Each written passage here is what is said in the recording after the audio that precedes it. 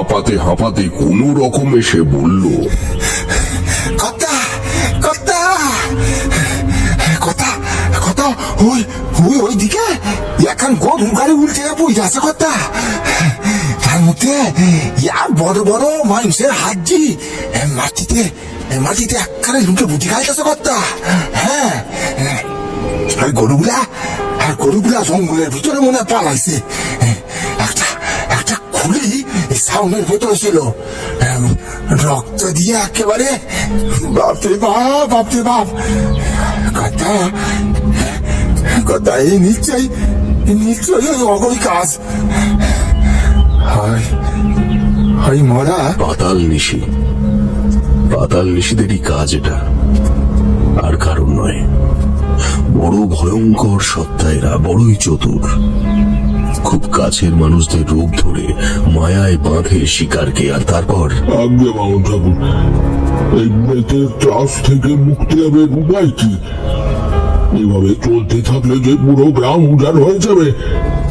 দয়া করুন বামন ঠাকুর, দয়া করুন, বাঁচান এই তালপুকুর গ্রামকে, আপনি বাঁচান। গ্রাম প্রধান নৃপতি বাবুর এবং সাথে সাথে বাকি গ্রামবাসীদের গলাতেও ফুটে ওঠে আকুতি। এক কড়াল অভিশাপ থেকে মুক্তি লাভের আশায়। বটতলার শান দেওয়া বেদির ওপর সেই লাল কাপড়ের টুকরোটাকে রেখে মনে মনে গুরুদেবকে স্মরণ করে সকলের উদ্দেশ্যে বললাম, সূর্যোদয় থেকে সূর্যাস্ত অবধি এই পাতাল নিশিরা আশ্রয় নেয় পাতালের অতল অন্ধকারে, এবং সন্ধ্যা নামলেই তারা আবার প্রবেশ করে ভূলোকে।